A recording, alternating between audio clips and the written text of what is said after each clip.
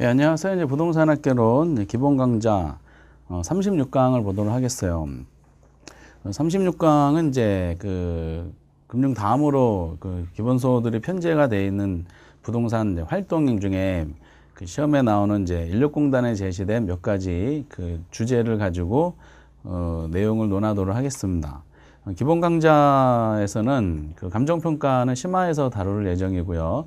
그래서 그 부동산 이제 활동까지만 논할 예정입니다. 감정평가 전까지의 이제 부동산 활동 분야에 대한 논리는 평균적으로 한 4문제 정도가 나오는 그 주제가 있습니다. 근데 얘네들이 그렇게 어려운 부분은 아니고요. 이제 좀 암기가 필요해서 그 암기 문제들은 문제 유형의 특징이 그 중요한 단어들을 그 말장난을 통해서 차별화시키는 형식으로 많이 나오죠. 어떤 논리가 있냐면은 주제가 이제 인력공단에 제시된 목차는 부동산 이제 관리가 있습니다. 그 관리는 뭐 안 나올 때도 있지만은 평균적으로 한 문제 정도가 출제합니다. 근데 뭐 안 나오는 경우보다는 출제되는 경우가 많이 있어요. 그러니까 다 어렵게 내지는 않으니까 문제가 옛날에 이제 사고 터진 다음에 15회 때 사고 터진 다음에 이제 인력공단에서 지침서가 중개사 시험에 나왔을 때 뭐 상중하를 구분했었죠. 상은 30%, 중은 40%, 하는 30%다 했는데 이게 별로 의미가 전혀 없는 내용이죠. 그냥 출제위원들이 생각한 하 문제를 저희들은 상어라고 인식하는 경우도 있을 수 있기 때문에 어쨌든 이제 상중하라고 단순하게 만약에 논한다 그러면은 이 활동 분야에 나오는 내용들은 전부 다 이제 그 하에 해당되는 것이 좀 많습니다. 개발 말고는. 그래서 내용적인 면에서 꼭 맞춰야 되는 분야죠. 다 어렵게 낼 수는 없으니까 우리는 이제 상이라고 판단한 30%를 다 틀린다 하더라도 하의 30%랑 중의 그 40%인가 이것만 담아줘도 합격하는데 전혀 지장이 없어요. 그래서 이런 데는 확실하게 이제 잡아 놓아야 되는데 평소에는 이제 당분간 뭐 한 5월달, 6월달까지는 이런 부분이 있구나라고 해서 모의고사 같은 데 보실 때마다 뭐 틀려주셔도 돼요. 그래서 틀린 다음에 이게 왜 틀렸지라고 그때마다 확인학습식으로 해주시면 됩니다. 그러다가 막판에 그 어떤 요약집이라든지 여러분들이 개인적으로 공부하신 요약집이 있으실 거야. 그래서 거기서 이제 요 주제에 대해서 집중적으로 건드려 주시면은 다 맞출 수는 있습니다. 특히 내용이 풍부하지 않다 보니까 기출문제의 효용성이 굉장히 높아요. 그래서 이 파트는 기출문제의 한 15년치 거를 모아서 모으신 다음에 얘네들이 이렇게 출제되어 있구나라고 이제 그 파트별로 쭉 분류해 가지고 정리해 보시면은 그게 반복되는 것을 확인할 수 있어요. 그래서 기출문제 하실 때 이 파트는 말씀드렸듯이 우선 파트별로 지문을 파트별로 이제 쭉 정리하시고 나서 그럼 얘네들이 회차별로 뭐 15회부터 쭉쭉 회차별로 어떻게 나왔는지를 보다 보면은 같은 게 반복되고 있구나라는 것을 아마 느끼실 때가 있으실 거야. 이게 그 단순 암기 문제고 그 내용이 풍부하지 않은 주제들의 공통적인 현상들이다라고 생각이 듭니다. 저는 관리 파트가 그 대표적인 한 문제 정도가 나왔으면 좋겠고 나오는 경우가 맞는 파트고, 두 번째는 이제 부동산 마케팅. 마케팅도 보통 한 문제가 나오죠. 마케팅의 시험의 역사는 길지가 않아요. 예를 들어서 1회부터 18회까지는 거의 출제된 적이 없어요. 그러다가 이제 마케팅이 공식적인 시험 범위에 포함되고 나서 거의 매년 한 문제씩은 출제된다라고 보시면 됩니다. 이건 한 10년치급만 공부하셔도 됩니다. 경영에서 공부하시면 아주 광범위한 마케팅 논하는 것이 아니기 때문에 그래요. 그 부동산 개발. 여기 그나마 조금 이제 그 난이도가 있죠. 이 안에서는 두 문제. 이것도 주제별로 하시면 되고요. 대부분은 여기서 출제됩니다. 근데 우리 책은 이제 시작하자마자 바로 나와 있는 부동산 이용이 있는데 부동산 이용 거의 출제되진 않아요. 그래서 이거는 좀 불확실합니다. 때문에 부동산 이용에 대한 논리는 뭐 다른 분야에서도 뭐 많이 언급을 해요. 그래서 용어적인 면에서 이런 뜻이다라고 이제 그 해석만 할 수 있으시면은 뭐 충분하다라고 판단이 됩니다. 그래서 이제 421페이지 우리 책은 이용 나오고 그다음에 개발 나오고 그다음에 관리 나오고 마케팅 이런 순서대로 되어 있습니다. 어쨌든 이제 관리하고 마케팅 개발에 대한 이 네 문제는 10점을 이제 용이하게 올릴 수 있는 분야이기 때문에 5월달까지는 이제 뭐 모의고사 보실 때마다 잠깐 확인 학습하시고 이거는 막판에 8월달 이후에 몰아쳐서 하셔도 네 문제를 쉽게 맞출 수 있는 영역이 되는 겁니다. 이렇게. 그래서 이제 6월달까지 이런 걸 공부하지 않으셔가지고 단순 암기를 아직 안 하셔서 틀리신 다음에 근데 그 당시 점수도 만약에 5, 6월달까지 평균 그 모의고사 학기론 점수가 50점대를 막 유지하고 있으시다. 그러면 나중에 시험장에서는 기본적으로 60점 다 넘어간다는 뜻이야. 단순 암기 문제는 막판에 몰아쳐서 하시기 때문에 그렇습니다. 그러면 좀 421페이지 이용 파트를 볼 텐데 이 부동산 이용은 당연히 상식적으로 부동산 그 소유자들이 부동산을 이용할 때 본인이 갖고 있는 부동산을 최악의 상태로 이용하지 않을 거 아니에요. 최고의 수익을 창출할 수 있는 이용을 계속 도모하지 않겠는가라는 사고 방식이야. 그래서 거기에 뭐라고 나와 있는 뭐 최이용 판단 나와 있는 421페이지는 전체는 공부하지 마세요. 뭐 공부하실 거 전혀 없어. 근데 이용에서도 용어적인 면에서 테마가 나온 걸 약간 건드려 주시면 됩니다. 422페이지 보시면 그나마 나오는 거 그 집약도라는 내용이 있습니다. 집약도도 이제 중간중간에 막 나와. 토지 부중성 할 때도 토지 이용을 집약적으로 한다라는 표현이죠. 이건 작년에 부동산 특성할 때도 나온 것이고 중간중간에 나옵니다. 그럼 이제 토지를 집약적으로 이용하느냐 또는 조방적으로 이용하느냐 판단하는 논리가 거기 이제 토지형 집약도 공식 때문에 그렇습니다. 집약도에 대한 논리를 볼까요? 잠깐. 토지형의 집약도. 먼저 이제 이 개념을 한번 보셔야 돼요. 다시 한번 반복적으로 적어보면은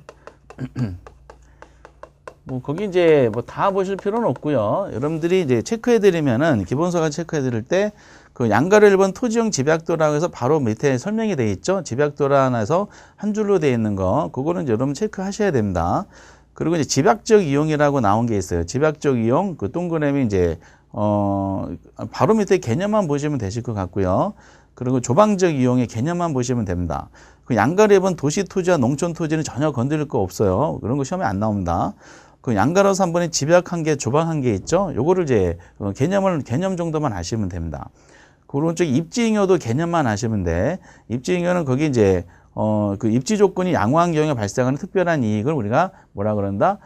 이거 입지잉여다라고 이제 그것만 아시면 됩니다. 나머지 필요 없어요. 그래서 거기까지 논리야. 그럼 이제 집약적이다, 조방적이다 판단하는 기준이 이게 있는데 그 원래는 이게 내용상으로 봤을 때 거기 이렇게 돼 있어요. 단위 면적당 투입되는 노동과 자본의 양 이렇게 또는 크기 이렇게 되어 있거든요. 그 단위 면적 당이야. 당이란 말은 분수를 말하잖아요. 그 당자 앞에 있는 게 분모고요. 당자 뒤에 있는 게 이제 분자 위에 있는 거죠. 그러다 보니까 그 토지형에서 단위 면적 당 이렇게 언급이 돼요. 토지형 집약도야. 그럼 단위 면적을 이제 뭐를 말하냐면은 그 단위 면적은 토지를 말합니다. 토지는 증가할 수가 없죠. 부중성 때문에 그 토지분에 토지가 이제 밑에가 있고요. 위에가 이제 노동과 자본의 양 이렇게 되어 있는 거야. 근데 이제 결국은 여러분들 경제학적으로 보면은 토지하고 노동과 자본은 전부 생산 요소거든요. 하나의 이제 상품을 만들기 위한 생산 요소야. 그래서 부동산 상품을 만들려면은 토지가 있어야 돼요. 그 돈이 있어야 되잖아. 건물 지으려면은. 그게 자본이고 사람이 만드는 건 노동이 있어야 돼. 그러니까 생산 요소, 토지, 노동, 자본 이런 겁니다. 그래서 이 토지형 집약도를 같은 말로 우리 시험 뭐라고 표현하기도 하냐면은 생산 요소 간의 결합 비율 이렇게 하는 경우도 있어요. 혹시 여러분들이 이 생산 요소 간의 결합 비율 이런 지문이 이제 기출 문제를 보시다가 마치 접하시면은 얘는 집약도를 건드리는구나라고 하셔야 됩니다. 그러니까 이제 토지도 생산 요소고 노동과 자본도 생산 요소입니다. 다만 이 토지는 부증성이라는 성질을 가지고 있죠. 그러니까 부증성 할 때 그래서 이게 나오는 건데 증가가 안 되잖아. 때는 얘는 고정 생산 요소입니다. 그래서 어느 하나의 부동산 상품을 만들려면은 토지라는 면적은 정해져 있는 겁니다. 이렇게. 근데 여기다가 자본과 노동을 투입하면은 막 양이 늘어나잖아. 그럼 결과적으로 노동과 자본은 뭐죠? 가변 생산 요소예요. 변화가려는 가변 생산 요소. 결국 이 집약도를 단위 면적당, 단위 면적은 고정시켜 놓은 거니까 토지를 말하고요. 토지와 노동과 자본 간의 관계를 말합니다. 결과적으로 고정 생산량의 토지에 대해서 가변 생산 요소 노동과 자본을 얼마만큼 투입하냐에 따라서 이 집약도가 결정이 되는 겁니다. 그래서 얘네들 같은 말로 그래서 생산 요소 간의 결합 비율 이렇게 표현하게 되는 겁니다. 그런데 이걸 좀 단순화시키는 겁니다. 단순화시키면은 토지라는 고정 생산 요소는 하나가 있는데 가변 생산성 노동과 자본 이렇게 이제 구성이 돼 있죠. 개념할 때는 이걸 그대로 내는 거야. 단위 면적 당, 투입되는 노동과 자본의 크기 또는 양 이렇게 표현하는 것은 기본 개념이니까 그래. 다만 이거를 부수적으로 이제 단순화시키기 위해서 노동을 한번 일정하다고 볼까요? 일정을 보는 것은 노동은 자본에 포함시키는 개념을 한번 볼까? 그럼 뭐만 남냐면은 토지하고 자본만 남게 돼 있어요. 그럼 밑에 구체적으로 보면 밑에 토지가 나오고요. 구체적으로 얘는 토지 사용량이 되는 겁니다. 근데 토지 사용량은 상품을 만들 때 고정이 돼 있잖아. 그렇죠? 땅을 이제 정해진 땅을 사놓고 그 정해진 땅에다가 상품을 만들어야 되니까. 그럼 위에다가 뭐가 돼? 자본 사용량이 되는 겁니다. 결국 이 집약도라는 내용은 이 집약도라는 것은 토지를 이용하는 집약도라는 것은 토지하고 자본이라는 이 생산 요소 있죠? 생산을 결합시키는 과정 중에 비율이 어느 거를 더 많이 사용하냐에 따라서 결정이 되는 겁니다. 이렇게. 그러면 우리가 이제 부동산을 이제 상품을 만드는 사람은 토지라는 생산 요소를 사용하려면 토지를 구매해야 되고 자본이라는 생산을 사용하려면 자본을 구매해야 돼. 그럼 어느 거를 더 많이 사용하는지는 얘네들의 상대적 가격에 따라 결정이 되는 겁니다. 그러니까 상대적 가격이 싼 거 있죠? 싼 것은 많이 사용할 것이고 비싼 것은 어떻다? 비싼 것은 적게 사용하게 됩니다. 이게. 그래서 이제 이걸 사고방식을 이해하느냐를 옛날에 예를 들어서 나왔던 문제가 이겁니다. 여기가 도심이고요. 여기가 외곽이야. 그럼 외곽에서 도심으로 갈수록이야.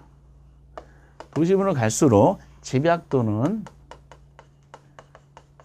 커진다라는 지문이 있어요. 이거는 당연한 말입니다. 이건 맞는 말이야. 그래서 외곽의 도심지로 갈수록 집약도가 커진다. 그 배경에 대한 논리는 토지와 자본 사용량과 연관되는 결합 비율에 대한 논리이기 때문에 그래요.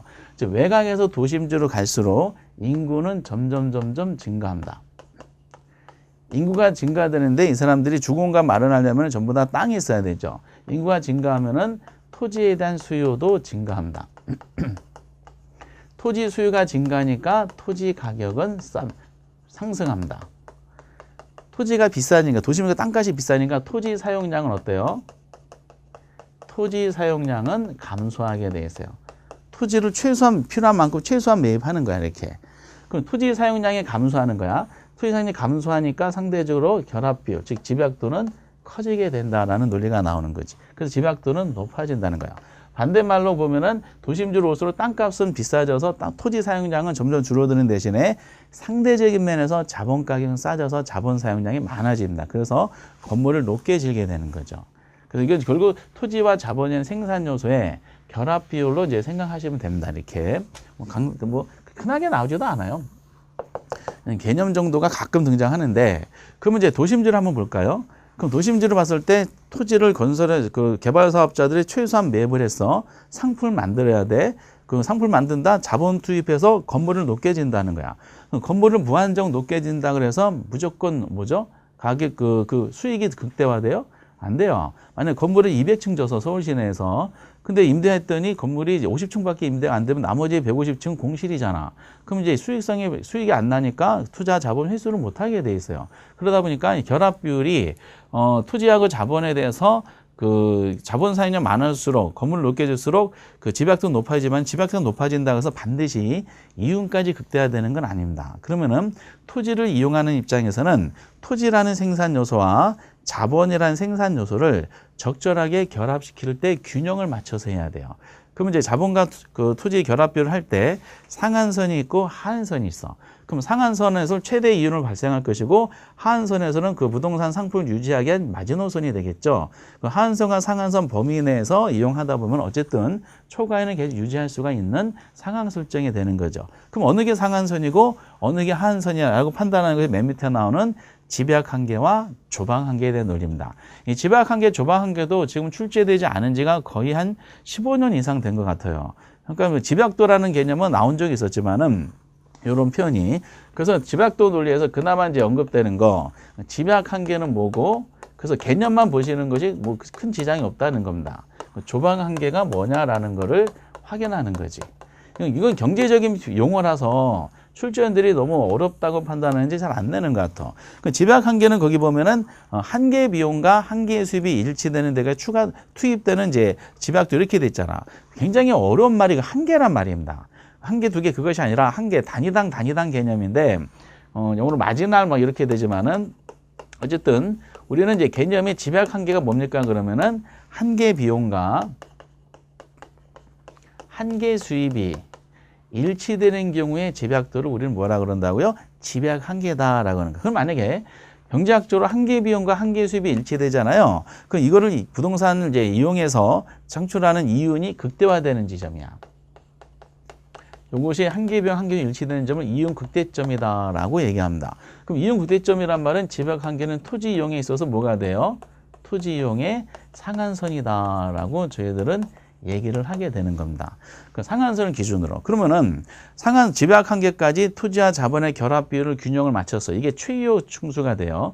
그런데 그러면 집약 한계를 벗어나면은 바로 손실이 발생한다. 그럼 이거는 틀린 지문이 되는 겁니다. 그럼 바로 손실이 발생하는 것은 아니고 조방 한계까지 쭉 진행이 돼요. 그럼 조방 한계는 오른쪽에 개념 나온 것처럼 총 비용과 총 수입이 일치되는 경우에 집약도 이렇게 해놨지만 이건 이런 표현은 시험에 나온 적은 없어요. 바로 즉 다음에 나온 거 있죠. 최적의 조건 하에서 겨우 생산비만 얻을 수 있는 경우에 집약도 이렇게 출제한 적이 있어요. 근데 그걸 해석하면은 결국 이 말입니다.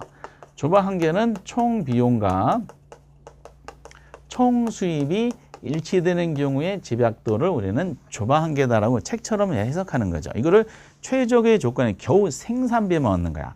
겨우 생산비만 얻을 수 있는 수익을 창출하는 거. 이거를 이제 우리는 조방 한계다. 그럼 조방 한계가 되잖아요. 이거는 손익분기점이다라고 얘기하는 겁니다. 그럼 손익분기점에서 얘는 토지 이용에 뭐가 되냐? 하한선이 되는 거야. 그래서 이제 부동산을 이용을 할 때 즉 자본과 토지라는 생산을 결합을 해서 이윤을 창출하고자 할 때 집약 한계를 상한선으로 하고 조방 한계를 하한선으로 해서 요 사이에서 부동산 활동을 하라라는 논리가 나옵니다. 뭐 그림을 그린다 보면은 한정된 토지에서 자본을 막 투입을 해요. 투입하면은 어느 정도 이윤은 점점 증가하다가 정점에 도달하는 게 집약 한계고요.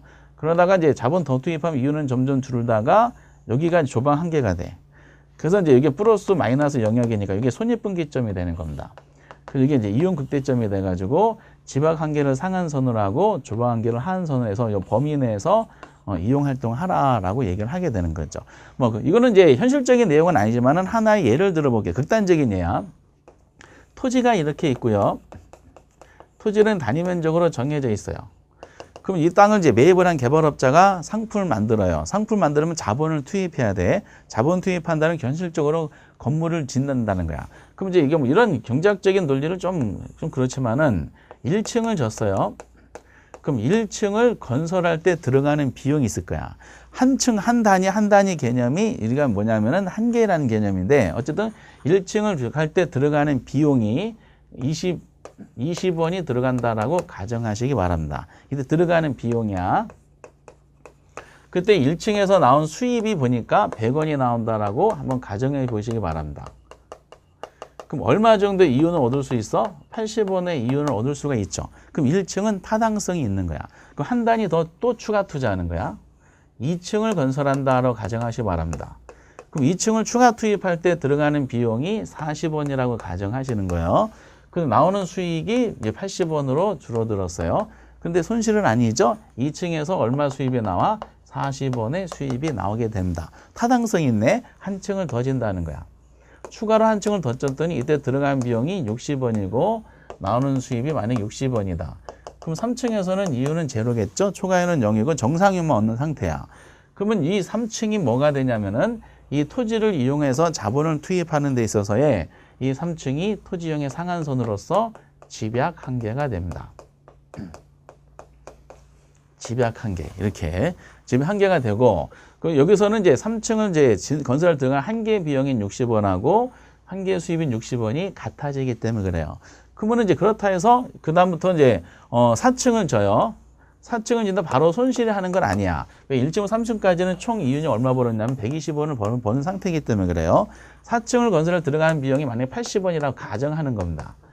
그때 나오는 수입이 만약에 40원이다. 4층에서는 40원의 손실이 발생했죠. 그러나 전체의 손실은 아니에요. 왜냐하면 1, 2, 3층 번 돈이 있으니까 아직은 80원의 이윤을 발생합니다. 5층을 져요. 이때 들어가면 만약 100원이라 가정하면은 여기 들어온 수입이 20원이다. 여기 수입이 마이너스 80원이 됐죠. 그러나 손실은 아니죠. 전체적으로 이제 제로가 되는 거지. 초과에는 0이지만은 이제 전체적인 초과는 0이지만은 아직 정상으로 얻는 겁니다. 그러면은 이 결과적으로 이 5층이 뭐가 된다? 5층에 보면은 이 총 비용이 있죠. 총 비용. 1층부터 5층까지 추가 투입 때 들어간 비용이 있어요. 100원, 80원, 260원, 240원, 280원. 전체 비용이 총 비용이 300원 나왔고요.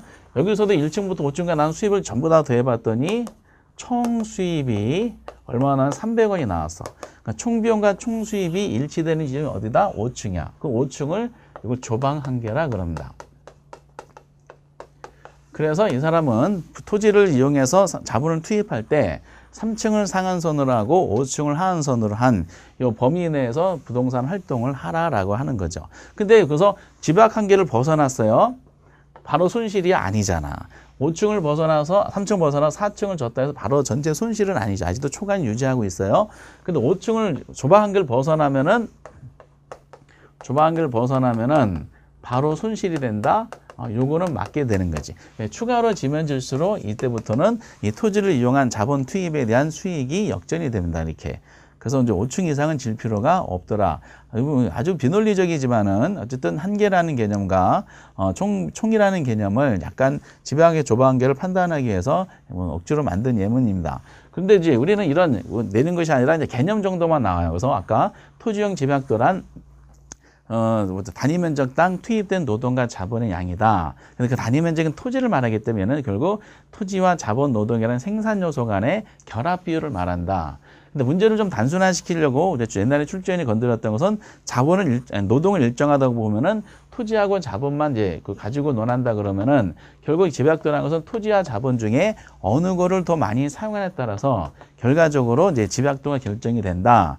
근데 이제 토지는 어차피 개발업자들은 땅을 매입을 해놓고 상품을 만드는 거니까 토지는 단위 면적으로 확정된 상태에서 자본 투입량을 이제 결과가 나오겠죠. 그럼 어느 걸 많이 사용하느냐? 도심지로서 땅값이 비싸지니까 토지 사용량은 적어지겠죠. 그럼 상대적으로 싸지는 자본 사용 많아지면서 도심지로서 집약도가 높아지는 이런 상황이고, 그리고 자본 토지에 대해서 자본 투입을 무조건 늘린다 해서 무조건 다 이윤이 극대화되는 건 아니라 토지와 자본의 적절한 균형을 찾아야 된다. 그때 하한선을 찾고 상한선을 찾아서 이 범위 내에서 이용하는 것이 수익을 계속 유지할 수 있는 건데, 상한선을 우리 시험에서는 집약 한계라 그러자, 하한선을 조방 한계라 그러자. 그럼 집약 한계란 무슨 뜻이냐, 조방 한계란 무슨 뜻이냐, 책에 나온 정도만 출제가 됐던 과거의 사례죠. 근래에는 뭐 거의 눈에 잘 안 띄고, 근래에는 토지형 집약도라는 개념만 이제 나온 적이 있었어요. 그리고 오른쪽에 말씀드렸던 입지잉여는 그냥 상식적이야. 똑같은 조건인데 다른 건 다 일정한데, A 업종은 A 식당은 장사가 잘 되고 B 식당은 장사가 안 돼. 다 똑같은, 다른 건 똑같아. 음식 뭐 똑같고 다 똑같아. 근데 이제 A 식당은 이제 배우지하고 이제 접근성이 용이한 데 있고, B 식당은 지뢰밭 근처에 있어. 그러면은 결과적으로 입지 조건의 차이가 수익의 차이를 유발하는 거 아니냐. 그래서 입지 조건이 창출하는 그 초과 이윤이 있죠. 이윤. 이거를 뭐라 그러냐. 입지 잉여다라고 하시면 되는 거지. 등등등이야. 여러분 시험장에서도 입지 잉여가 있죠. 똑같은 조건이라 보면은 우연히 같은 학원에서 공부하신 분이 옆에 그 5시, 7시 방향에 이제 그 에이스 분이 앉아 계셔.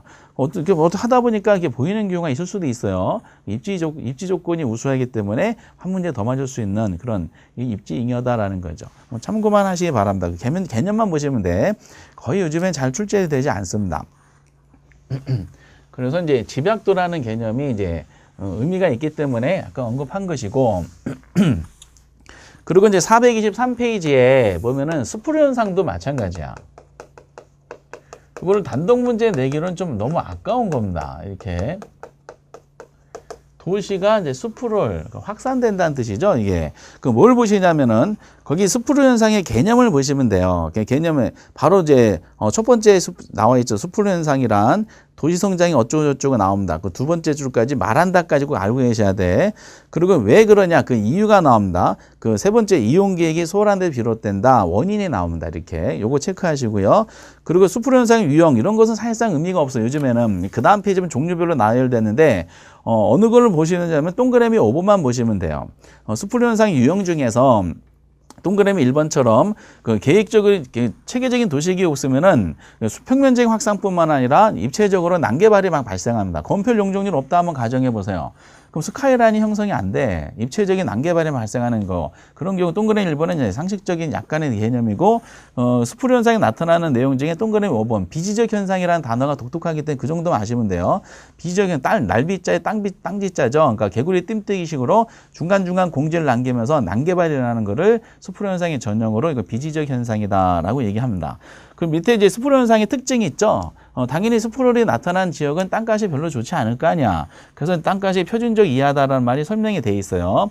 그래서 이제 거기 또 표준적 이하 동그라미 4번에 나오고 그리고 이제 숲으로이 확산되는 거니까 도심지가 아니라 어디서 나타난다? 외곽부에 나타나는 거야. 외곽. 그래서 동그라미 2번에 외곽부. 그 숲으로는 도시 용도는 다 나타나. 주거지뿐만 상업, 공업도 막 나타난다는 거죠. 그 정도만 아시면 돼요. 뭐 자세하게 하실 필요 없고. 그래서 숲으로 현상이 이제 개념을 방금 표현해드린 걸 언급해 보면은 도시가 확산이 되는데 도시야 어떻게 무질서, 볼품없이 불규칙하게 벌써 좋지 않은 거잖아. 확산되는 현상을 말하죠. 확산이라는 것은 이거는 당연히 외곽으로 확산되는 현상을 말하죠. 외곽으로 확산되는 현상. 이거를 옛날에 이거 틀리게 할 때 숲으로 현상은 도시 내부로 집중되는 현상이다 이렇게 표현한 적이 있었어. 그 단어 영어하고 안 맞는 거야. 외곽으로 무질서하게 불규칙하게 외곽으로 확산되는 현상을 말하죠. 몸매 숲으로 현상도 그렇잖아. 몸매 숲으로 현상도 몸매가 불규칙하게 볼품없이 그 무질서하게 외곽으로 뻗어나가는 현상, 몸매 숲으로 현상 이렇게 나오는 거잖아요. 결과적으로 숲으로 현상은 난개발을 말합니다. 근데 도시 숲으로 현상은 국가가 가난한 개발도상국의 경우는 하나의 도시가 형성되는 과정에서는 다 나타나. 이렇게. 그래서 이제 현실적으로 전에도 그 부동산 정책 논할 때 잠깐 언급해드렸지만은 뭐 이론상이야. 이 계획적으로 강남을 강북이 이길 수가 없는 것은 도시계획학적으로 그런다. 강남은 계획도시고요. 강북은 이제 자연스럽게 발생된 그 숲으로 현상을 유발적으로 발생된 그 도시입니다. 강북 도시. 사대문 이제 이쪽 종로 이런 쪽은 그러니까 도로망 구조가 좀 많이 차이가 생길 수밖에 없어요. 그래서 이제 이 원인은 뭡니까라고 할 때는 무계획을 원인으로 해요. 무계획이라는 것은 이제 그 계획 자체가 없다든지 아니면은 도시계획을 세운다 하더라도 도시계획이 부실한 경우야. 그러니까 무계획 또는 부실한 계획을 원인으로 해서 나타나는 게 숲으로 현상이다라고 이제 생각하시면 됩니다. 그럼 몸매가 숲으로 나타나는 것도 무계획적인 몸매 관련하기 때문에 그렇죠. 이렇게.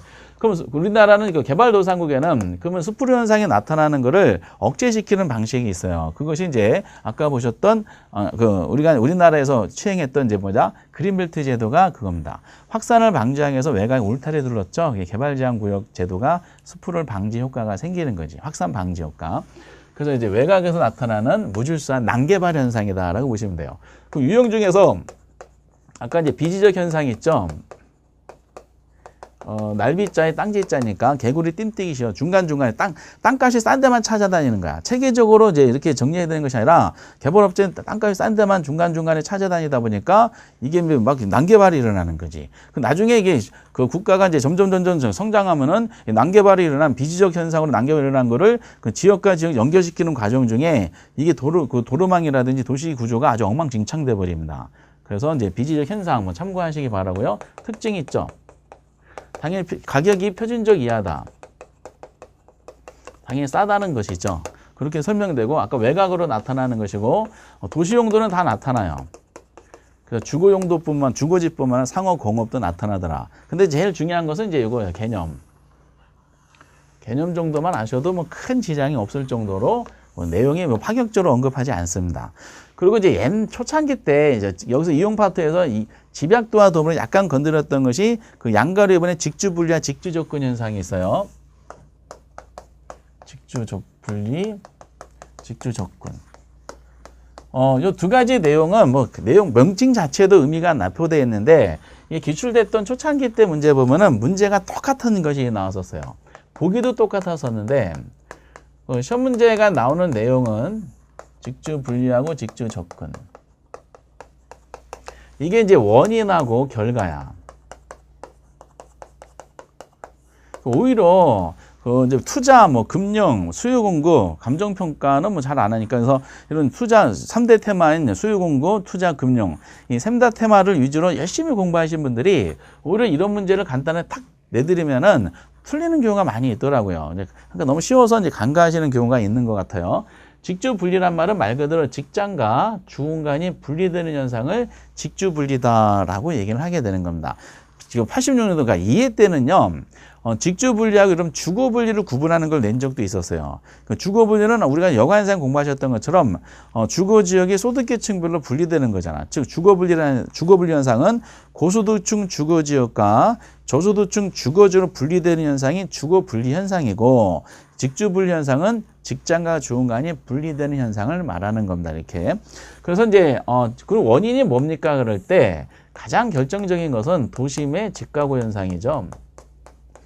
도심이 땅값이 너무 높은 거야. 그래서 주거공간으로 하기가 힘들어요. 주거비 부담이 크니까.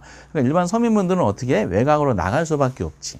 도심지는 그 공통의 접근성을 유지할 수 있는 그 상업용 시설이, 업무용 시설이 들어서는 거지.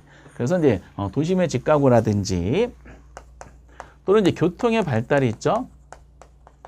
교통의 발달도 직주 분리가 일어나는 원인 중에 하나지. 외곽에서 출퇴근이 가능해지니까 이제는 이제 도심지에 그 직장이 있고 외곽에 주거공간 마련해서 출퇴근이 교통의 발달 멀리서도 출퇴근이 가능하니까 외곽으로 나가는 거죠. 도심의 집가구와 교통의 발달 그리고 도심의 환경 악화 있죠. 이것도 대표적인 직주 분리 현상의 내용이죠. 모든 업무 시설이 몰려 있다 보니 환경이 주거공간으로 안 좋은 거야. 이렇게. 그리고 이제 정부의 이제 개입도 나타나죠. 이건 포괄적인 개념이니까 뭐 이렇게 공통적인 사항은 중요하지 않습니다. 의도적으로 이제 도시계획을 세워서 도심지는 상업지역에는 용도를 지정하고 외곽에 주거공간을 마련해서 정부가 의도적으로 직주를 유발시키는 경우도 있더라는 거죠. 근데 세 가지 꼭 알아두셔야 돼. 도심의 집가구, 교통의 발달 이게. 근데 100% 문제가 뭐였냐면은 다음 중 직주분리의 원인에 해당하지 않는 거야. 그럼 직주분리 원인에 해당하지 않는 거니까 4개가 원인이었고 하나가 결과가 있었어요. 그 결과가 직주분리의 결과 나온 적이 있었고 직주 접근의 결과가 있었어요. 그럼 이제 도심에 직장들이 있어요. 외곽은 주거공간을 마련하는 거지. 다 나가는 거죠. 그러니까 결과가 이제 뭐가 있어요. 도심 공동화 현상이 시험에 나왔던 거죠. 오른쪽에 이제 개념 설명이 나왔지만은 이 도심 공동화 현상이 수능에도 나온 적이 있었어요. 이게 원래 공동화 현상의 개념 뭐냐면 도심입니다. 직장에 가정하는 도심이 주간에는 인구가 많고 야간에 되면 인구가 적어지는 현상을 우리가 뭐죠? 공동화 현상이야. 도심 공동화. 즉 다시 도심의 주간과 야간에 인구 차가 커지는 현상을 도심 공동화 현상이다라는 거야. 상식적이죠. 외곽에 있던 주공간에 있었던 사람이 출근하면은 도심지가 낮에는 버글버글 하잖아. 근데 밤에 다 퇴근하다 보니까 도심이 주간과 야간에 인구차가 커지는 현상이 공동화 현상 이렇게 하시면 돼. 근데 우리 중개사 시험에서는 이렇게 나왔더라고요. 아주 현실적으로 나왔어. 도심이 낮에는 북적북적대다가 밤에는 한산해지는 현상. 이거를 공동화 현상이다라고 얘기하는 거죠. 결국 공동화 현상 뭐에 대한 결과야? 외곽에 주공간 마련하고 도심의 직장이 있는 직주 분리의 결과가 나타나는 거죠. 이렇게. 이런 논리고. 그러고 나서 그 외곽에 있는 사람들이 도심에 출근을 하고 퇴근을 해야 되잖아. 근데 출근 시간과 퇴근 시간이 거의 비슷하잖아요. 그러다 보니까 도심 고동 비율이 증가하게 되는 거죠. 도심 고동 비율이 증가한다 할 때 이 도심 고동 비율의 학문적인 개념이 있지만은 우리가 여기서 이제 연결시키면은 단위 시간당 보통 이제 단위 시간을 1시간을 보통 잡아요. 단위 시간당 자동차 통행량 이렇게 하시면 돼요. 그러니까 우리가 이제 출근 시간이 있잖아요. 출근 시간에 외곽에 있는 모든 사람이 다 직장에 이제 출근하다 보니까 교통 체증이 많아지는 거죠. 이것도 결국 직주 분리 현상에 나타나는 결과가 고동 비율의 증가. 단시간에 자동차 통행량이 고동 비율이라 그랬을 때 이게 증가한다는 것은 교통 체증이 유발되고 그리고 외곽이 있죠. 외곽이 베드타운의 침상 도시화. 침상 도시화를 언론에서는 이제 그 베드타운 된다, 잠자는 장소만 되는 것이지. 뭐 몇 개 더 만들 수가 있겠지만은 요 정도만 보시면 되고요. 실제 시험에 그거 나왔던 것이 직주분류 원인이 아닌 거 이거 설명하고 하나가 공동화 현상 이렇게 나왔었어요. 근데 직주분류의 결과가 결과적으로 이 직주 접근의 원인이 되기도 해요. 그 외곽에 나갔던 사람들이 도심에 출근하려다 보니까 너무 많이 외곽에 진을 치는 거야. 출퇴근 시간에 교통체증이 장난이 아니야. 그래서 나갔던 사람들이, 분리했던 나갔던 사람들이 다시 도심으로 들어오는 현상이 나타납니다. 이거를 회귀현상이라 그럽니다. 그래서 나갔던 사람이 다시. 그래서 가장 결정적인 것은 뭐죠? 교통체증이 심화돼서 그러죠. 출퇴근 시에 교통체증이 심화. 그러나 교통체증이 심화됐다 그래서 대부분 다 모든 서민이 다 도심에 들어가는 게 아니야. 그 들어갈 수 있는 이제 배경이 있습니다. 이제는 직주 분리의 결과물로서 외곽이 침상 도시화 되다 보니까 외곽도 이제 일종의 도시화가 되는 거지. 그 사람들이 많이 사니까 수요가 늘어나 땅값이 높아져. 그래서 결과적으로 직주 분리의 결과로 나타나는 내용이 도심하고 외곽 있죠. 외곽 사이 집값 차이가 감소한다. 그러니까 외곽도 도시화가 되니까 땅값이 높아져서 옛날에는 도심하고 외곽 사이에 집가를 보면은 이렇게 큰 차이가 났었거든요. 외곽과 도심에. 근데 이제는 외곽도 도시화 되니까 차이가 이렇게 좀 작아지게 되는 거지. 그래도 절대적인 금액이 아직 도심이 높아요. 그럼 외곽에 나갔던 사람이 판단을 하는 거야. 도심은 출근할 때에 지출하는 교통비하고 교통비 증가분하고 외곽에 나갔던 사람이 다시 도심으로 들어왔어. 그러면 출퇴근 시에 시간이라든지 교통비 같은 게 있잖아. 그 외곽에 도심이 들어왔을 때에 교통비 절약분하고 대신에 도심으로 들어오면은 주거비는 늘어날 거 아니야. 그래서 외곽에 도심으로 들어왔을 때에 교통비 절약분과 그 주거비 증가분을 따져봤더니 교통비 절약분이 더 크다. 그러면 도심으로 올 수가 있는 겁니다. 이렇게. 또 때마침 도시가 성장하면서 그 계획 도시가 막 되면서 도심의 환경이 또 개선이 되네. 환경 악화는 직주 분리 원인이지만 환경 개선은 다시 도심으로 들어가는 배경이 되는 거죠. 어쨌든 이제 이런 식으로 논한 다음에 그럼 결과가 있었겠죠. 직주 접근의 결과. 그럼 외곽을 나갔던 사람들이 도심으로 들어와서 원하는 용도는 주공간 원하잖아. 그렇죠? 주공간 원하는데 그러면 수요가 있으면 뭐 해야 돼? 공급을 해야 되잖아요. 도심이 땅값이 땅값이 비싸잖아. 그 땅값이 비싼 땅에다가 뭘 만들어? 주공간을 마련해야 되잖아요. 그러면은 땅값이 비싸니까 토지를 최소한 매입을 하고 거기다가 수익을 창출하려면은 자본 투입이 늘어나는 건물을 높게 지어야 돼요. 도심의 고충화 현상이 나타나. 그러니까 집약적인 이용이 일어나는 거죠. 근데 여기서 도심의 고충화는 이미 직주 분리가 일어나기 전에 일어난 시기에 도심이 업무용 시설로 고충화가 일어난 상태야. 근데 여기서의 고충화는 주거용으로 고충화가 생기게 되죠. 그래서 도심지 주변에 그래서 가까운 곳에 뭐 오피스텔이라든지 뭐 주상복합 이런 건물들이 많이 생기게 되는 겁니다. 이렇게 고충화 현상. 이것이 이제 우리가 직주 분리의 원인이 아닌 걸 물어보면서 도심 공동화 현상으로 이제 직주 분리의 결과로 답이 나온 적이 있었고 직주 분리의 결과물로서 도심의 고충화 현상이 또 나온 적이 있었습니다. 이렇게. 그래서 이제 그러면 도심지가 주공간 원하는 사람이 들어오다 보니까 도심지가 막 개발이 될 거 아니야. 개발이 되니까 도심지가 다시 갱생이 돼. 이거 도시 회춘화 현상이라 그럽니다. 도시 회춘화 현상. 그래서 도심지가 이제 다시 젊어진다는 거죠. 회춘화 현상. 이렇게. 어쨌든 이제 도심지가 재개발이 되면서 도심지에 묵혔던 땅들이, 집들이 깨끗해지면서 도심지가 젊어진다. 이런 논리가 나와요. 그래서 책에 보면 그래서, 공동화 현상의 개념과 고동 비율이 무슨 뜻인지 회춘화 현상에 대한 개념이 잠깐 나와 있습니다. 그러니까 여러분들이 이 문제를 중심 잡을 때는 직주 분리의 원인을 중심을 잡아야 돼요. 직주 분리의 원인이 아닌 걸 물으면서 직주 분리의 결과가 나온다든지 직주 접근의 결과가 나오더라 라는 식으로 하나의 문제 형태를 잡아놓고 이제 비교만 하시면 되실 것 같아요. 그렇게 어려운 부분은 아니죠. 그리고 그거 말고 이제 오른쪽에 침입적 토지 이용이라든지 한계지 집가에서 전혀 보지 마세요. 시험에 안 나옵니다. 이런 것은. 그래서 이제 이렇게 우리가 이제 세 가지 테마죠. 용어적인 면에서 집약도라는 거, 스프루 현상이라는 거.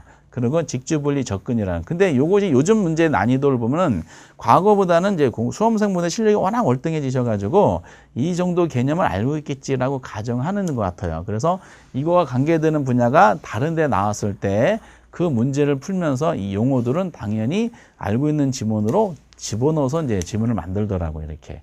그러니까 우리는 알고 계신 게 우선 기본적으로 중요한 것 같습니다. 그래서 이제 안 나온 지 꽤 됐지만은 기본 용어를 알아두셔야 될 부동산 이용 파트다라고 보시고, 다음 시간에는 이제 427페이지에 나와 있는 주로 두 문제짜리 나오는 거 있죠? 부동산 개발론과 관련되는 거를 정리해 보도록 하겠습니다. 여러분들 여기까지 하겠어요. 대단히 수고하셨습니다. 감사합니다.